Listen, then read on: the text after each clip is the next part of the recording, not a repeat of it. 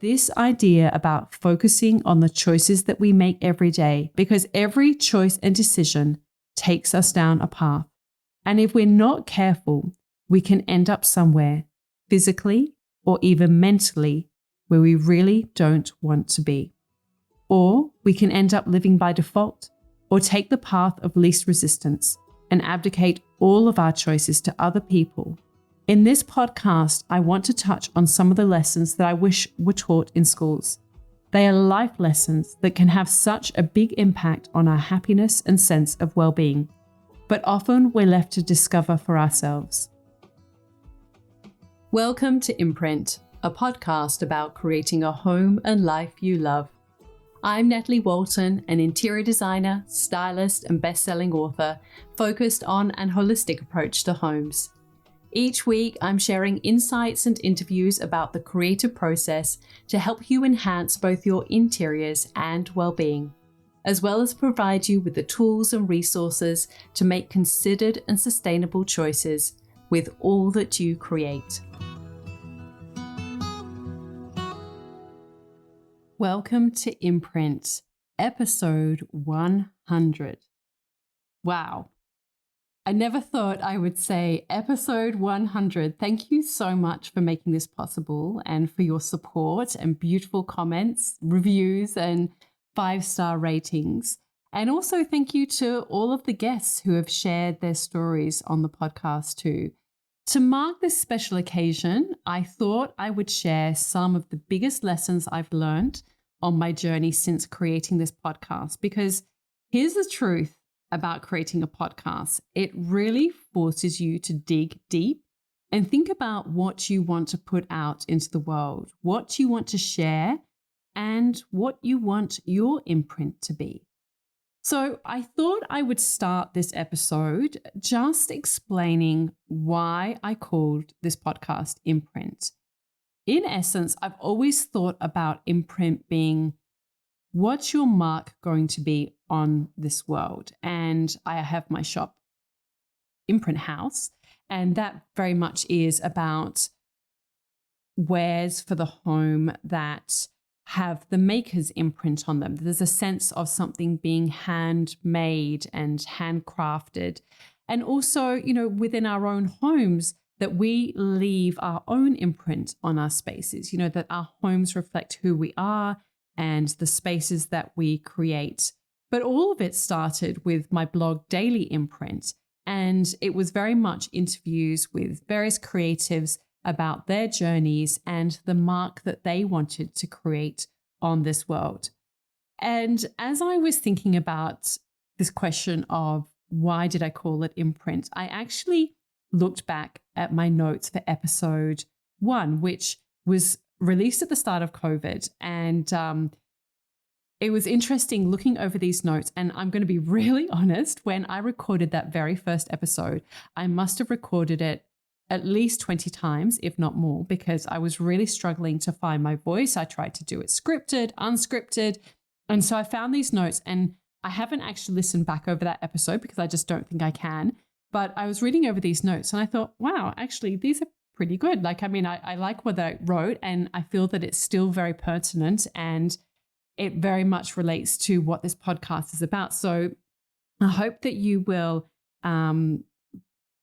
enjoy me reading some of my notes here about what I wrote at the start of starting this whole podcast. And this is what I said. As this is the first podcast, I want to start with one of the most important questions we can ask ourselves. And I feel that right now, it's never been more important to think about how we spend our days and live our lives. So I'm going to borrow the words of American poet Mary Oliver, because she expresses it so beautifully. And I always think if there's an opportunity to add a little more beauty into our lives, then we should take it.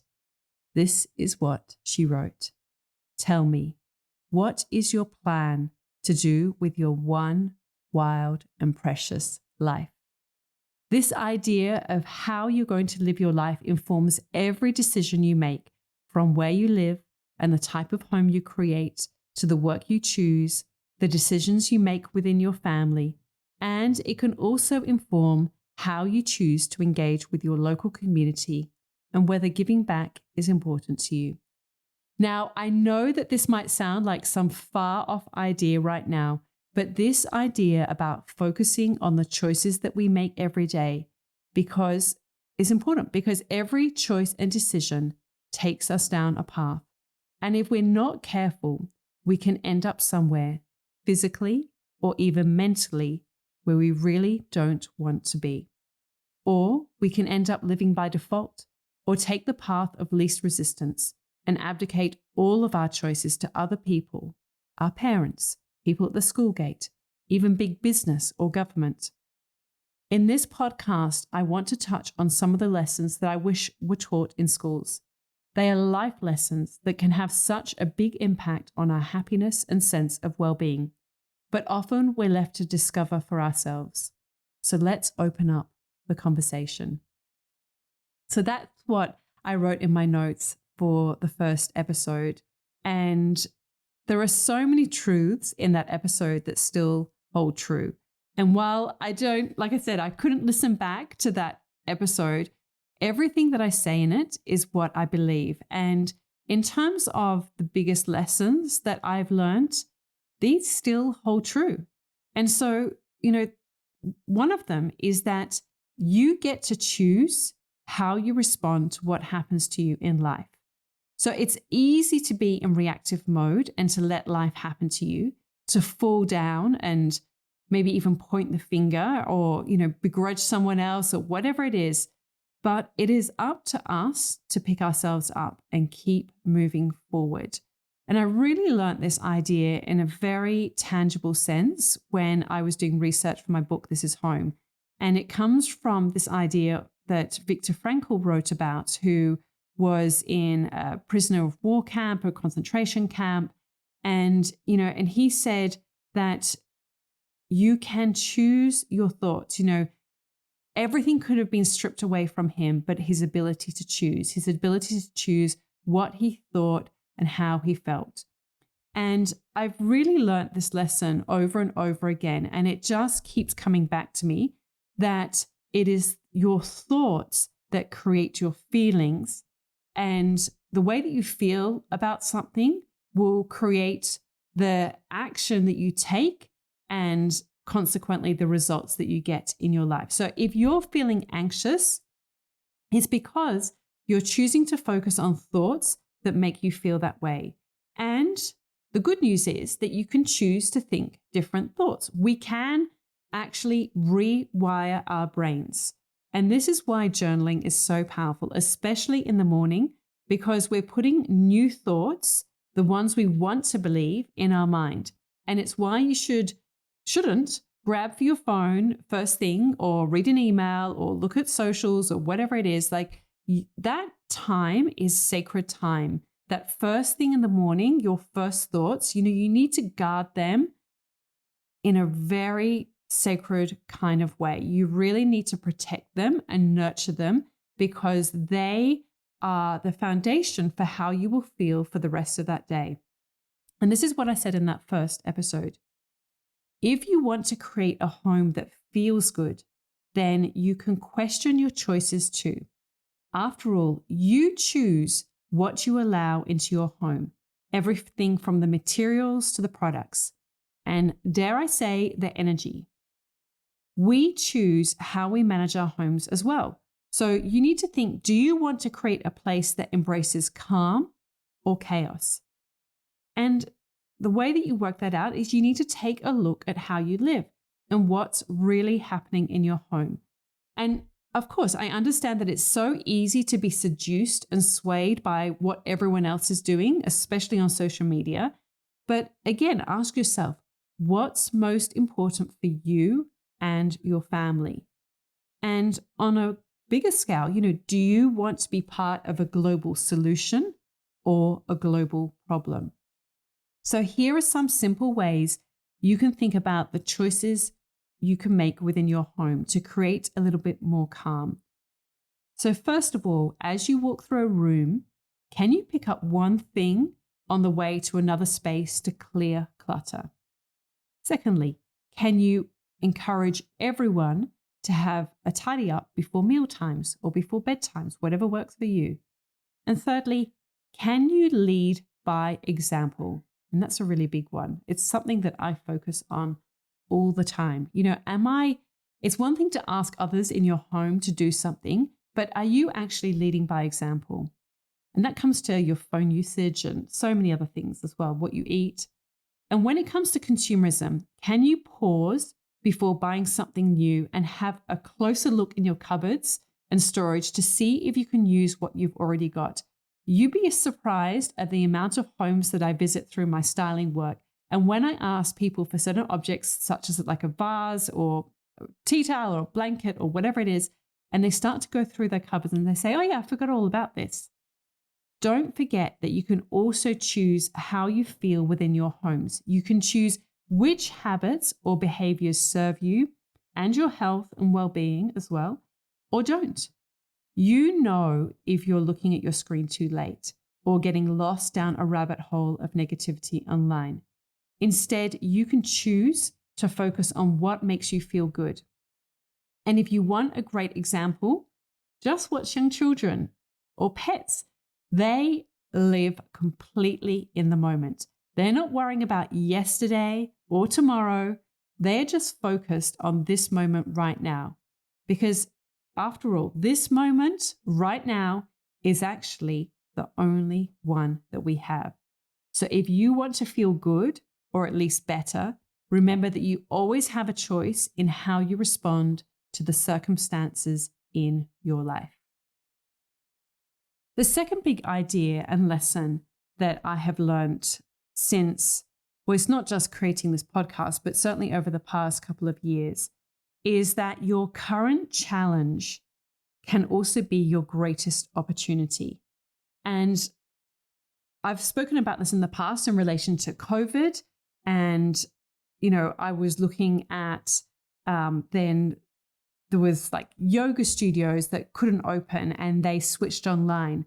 And, there's one that I use, an online one called Modern Movement, and they still offer those classes to this day, so sometimes that can actually be an opportunity. And there's at the moment a lot of talk about recession, but also some of the biggest companies in the world right now came out of the last recession, such as Airbnb. There are so many of them. There is always an opportunity in your challenge. And this happens with design all the time too. Challenges in design often lead to the greatest solutions. And challenges in making decisions of letting go of our stuff can actually help us grow and evolve and become a better version of ourselves. So I think it's so important that when we're facing a challenge in our life, that we look for ways to see this as an opportunity. How can this be good for us? How can this be an opportunity to grow or to evolve or to become the next version of ourselves? And the same is true with our homes. How can this be an opportunity? So often, I hear people saying, but I live in a rental, or, this is not our forever home. And they really struggle to, make that space the best that it can be. But that is because if you're focused on how this is hard or how you don't know what to do, then your brain will find evidence for that. Instead, you need to look at this as an opportunity of, how is this good? How is this an opportunity to create something that you perhaps couldn't do if it was maybe your own home? Or, how can you be playful? Or how can you, accept the challenge and get creative and look for creative solutions to whatever it is that you're faced with? There is always a solution to every problem, and you need to look for different ideas and look for different evidence to find that there are solutions. I mean, for every person that sort of says, I can't do this because my home isn't right, I can find you an example of somebody who's got a home that, in quotes, isn't right, and they have made it work for them. So there is always a way to find a solution. And the third biggest idea that I wanted to share with you today is that you need to focus on what's available to you right now. So as I mentioned, yoga studios had to move online during COVID. And now for many of them, it has become a core part of their offering. And we've really adapted to this as a society and culture, to embrace online education, to embrace online shopping, to embrace, online exercise or coaching or whatever it is. And I actually put a call out on social media for questions that you might like to ask me for this episode.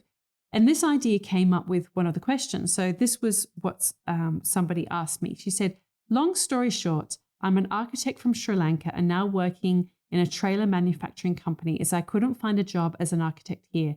It's been a while. I've missed all the contacts within the building industry, but it's always in my heart. Over the years, I've been thinking, how can I come back to my passionate creative industry? At the moment, I'm doing an interior design diploma as I need to start somewhere. Can you please talk about people like me who are qualified in different countries and how to restart in a different country and context? What were you to do? What would you do if you were me? Now, of course, I'm not in that situation, that exact situation. And I completely, obviously, respect and understand that, particularly, I think, not just think, but I know that people of color can face even greater challenges when it comes to moving countries and ingrained prejudices that come along with that.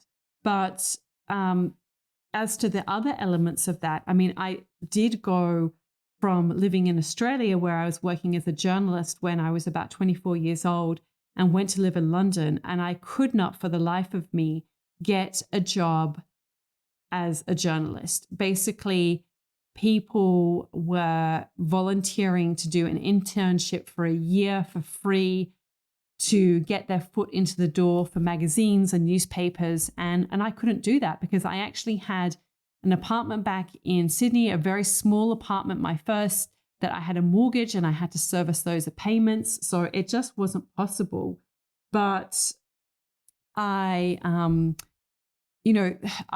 made a decision that I spent a long time looking for work as a journalist. And I remember actually I got a interview, I might have shared this before, I'm not sure, it was called something like International Shipping News. And it was a trade publication. And it was the only, I think it was that one. And I think it was like Dangerous Goods Weekly or something crazy like that. And these were like the only interviews I could get, even though I'd studied journalism. I had a master's in journalism. I'd worked for about 4 years as a journalist in Australia. I was actually a managing editor for a newswire service. I'd had my work published in the Sydney Morning Herald, all of these things. And I just this was like, I was scraping the bottom of the barrel. And I thought, this is just going to suck the life out of me. I really don't want to do this. So I made the decision to look for other jobs. And I actually ended up working for a product design company in London called Therefore, and they're still around. And they would design products for Samsung, for a very early version of a smartphone. They designed speakers and toys and all sorts of things. And it was this really, really cool design studio. And I was basically started as an office manager, and I was kind of running the office. But I said, look, I can do your PR. I can write your press releases. I can write your stuff for your website. And I got them into the design press, which they had never, ever had happen before, even though they had tried. And, I think that when it comes to life, sometimes there are situations that are not ideal, but it's like, how can I make this good? How can I make this great? And maybe it's, if you feel really drained of what you're doing, then maybe it's taking a sideways step into something that's maybe not as related, but can still make you feel inspired and connected to what you do.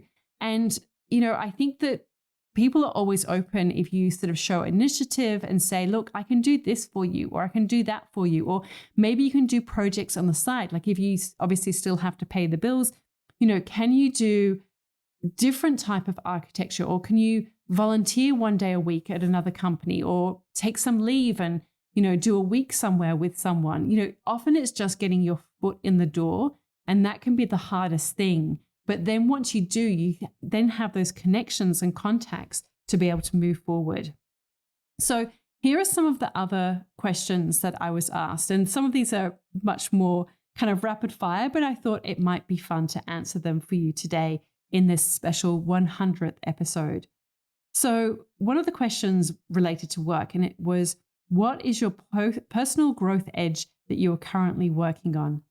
So my word for 2003, well, it's actually two. It's this idea of breathing room, and to create more space within my days and within my life so that I can engage again with my creativity, but, also just have more, I don't want to use the word balance, but just have more sacred white space in my days so that I am not drained and I can make decisions clearly. And so to do that, I am growing a team, and I've got only a couple of, it's a very, very small team, but I really appreciate the people that are on my team. And, I've got some great people that have come on board and very excited about that. But part of that process is learning to let go. So, I've this skill of learning to let go, I've had to do it in my home life, but also in my work life. And, that is sometimes a challenge for me when I've spent, the past 15 years working, as one form or another as a kind of freelancer, and learning to let go so that I can grow as a business, but also grow personally and grow creatively too. Another question related to my home, and it was, what is your favorite item in your home, the one that makes you smile every time you see it? The funny thing is that I'm actually not that personally connected to the objects in my home. Of course, I love them. They're all there for a reason. But if I had to let them go, I could. I don't invest so much in something that it's super precious. Although, having said that, I went on a mud trail, which was local ceramicists in our region. They had this sort of mud trail. You could go and visit these different ceramic studios. And I bought these 3 beautiful bowls, and they were like ramen bowls. And my son, we have a no ball games inside rule. And he was catching I can't remember what he found. He found something and he was throwing it up and catching it. And of course, he knocked the bowl off the shelf. And it was one of those moments where it was like slow motion. I was like, no! And I could feel myself kind of lunging forward to try and catch it. And he was trying to catch it. And I felt so bad for him because, he's only 6 and he felt so, and it fell to the ground and he smashed and he said, sorry, mummy. And he knew deep within him that he had done the wrong thing and that bowl was so special. But, of course, I had that moment of thinking, oh, I really wish that hadn't happened. But at the same time, it's a bowl. Life goes on. And to me, actually, which sounds very strange, the memory of him being so remorseful and being sorry, mummy, that is almost more precious to me than the bowl. Well, it is more precious to me than the bowl because it was so sweet. And I loved him so much in that moment, even though, of course, there was a little bit of afterwards, I was a bit frustrated that he was throwing this thing inside and we had, say, no ball games inside. But I would say, though, of all the things that I have, probably the timber lockers that I have in my living room, they're quite special because they're a vintage piece. They're from France. I can't get those again. And they have moved from, house to house, being used in many different ways. And I've never come across anything like them. So I do love those dearly. But, if it came to it, I'm still not that attached to them either. I had some questions about family. So one of them was, how do you make yourself fully available for your children when you do? For me, a lot of this relates to boundaries relating to home and work life. This is what works for me. when I work, I work. I'm completely immersed in my work. I'm all in on work. And when it's time to stop working, I close my computer. It's left in the office. I don't work at the kitchen table. When the children are at home, sometimes I do it during the day because it can be warmer in the kitchen or lighter. And when the afternoon is not so hot because the office is in a very hot spot, but in the westerly sun. And but when my children are around, that's then the time to switch off. I don't look at my phone in front of my children. Like, I'm present in family life. Now, of course, having 4 children, there is a lot of stuff that goes on with having 4 children. There's a lot of meal prep, cleaning up after meals, tidying the house, laundry, all of that stuff. So, I'm not shadowing them every second of the day when we are together. And I actually love the fact that they're often off doing their own thing. But, when I'm not working, I'm not on my phone, I'm not on my computer, and I'm really present with them. And that works really well for me.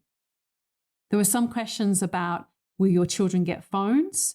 Do they get given pocket money? And what chores do your kids do? So I do go into all of these things in my course, the Decluttering Masterclass, because in relation to chores and pocket money, we have a system that we use, and we've actually got a job chart. And I give that as a bonus within the course, that I give all the tasks that we've got listed on the job chart and the money that they get for them.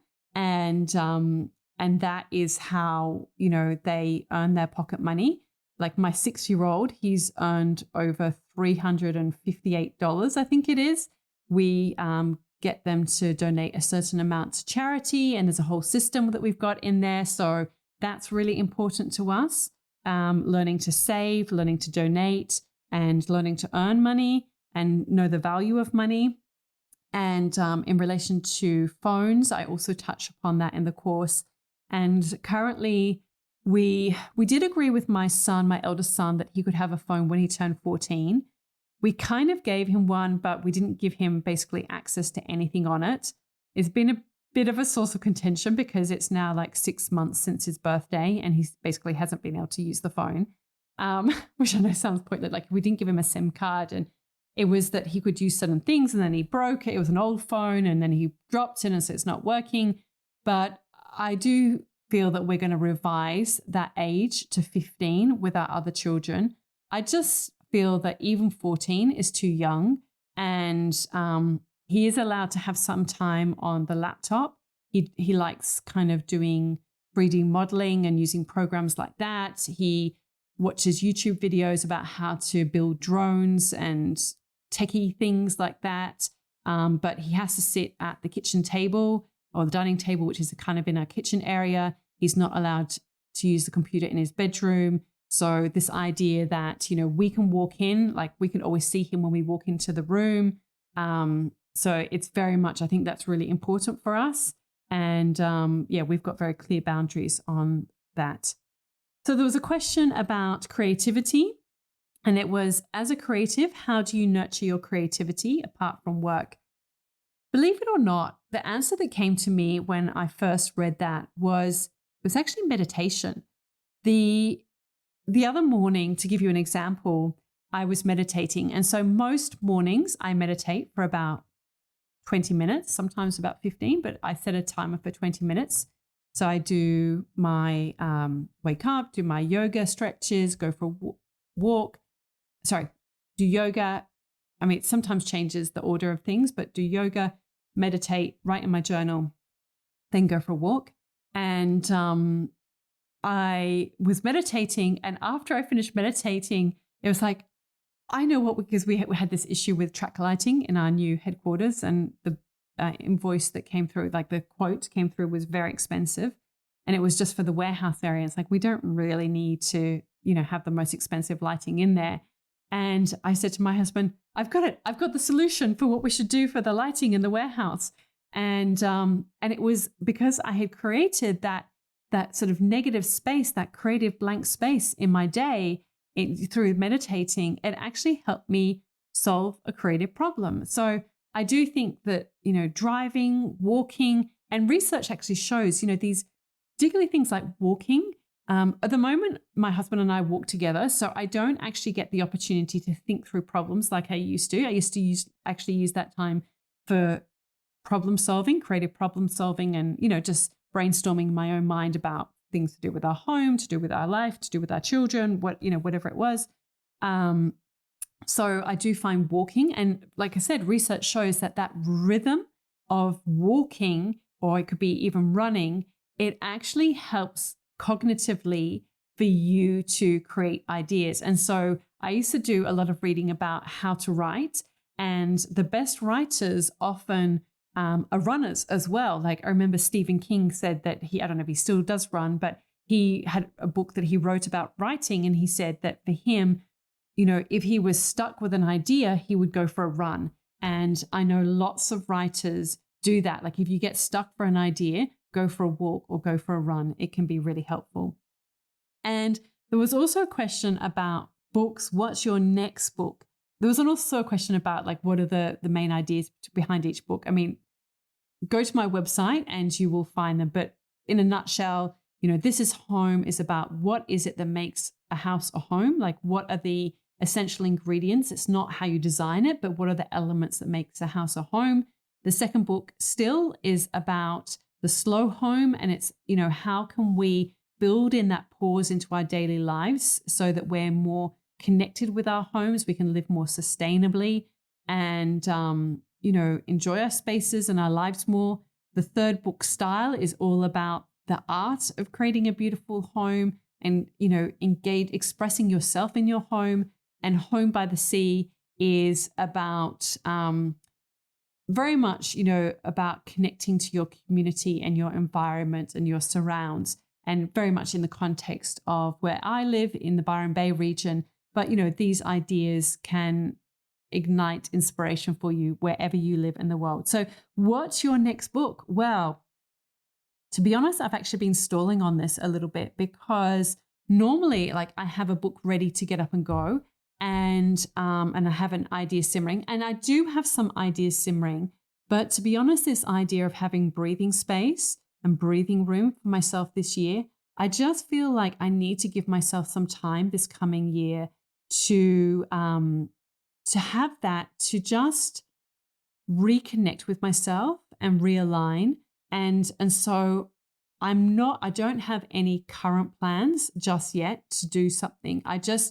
I need to create some breathing space within my own life so that I can do it in a way that feels inspiring and energizing. And because they're such big projects, and I love creating books, but they really require a lot of me, and a lot of other things fall to the wayside because of it. So I need to give some, need to lean into some other areas of my life and my business so that they can have a stronger foundation before I embark on a new book journey. But stay tuned, because no doubt, I think maybe in the second half of the year, I might start putting pen to paper. We will see.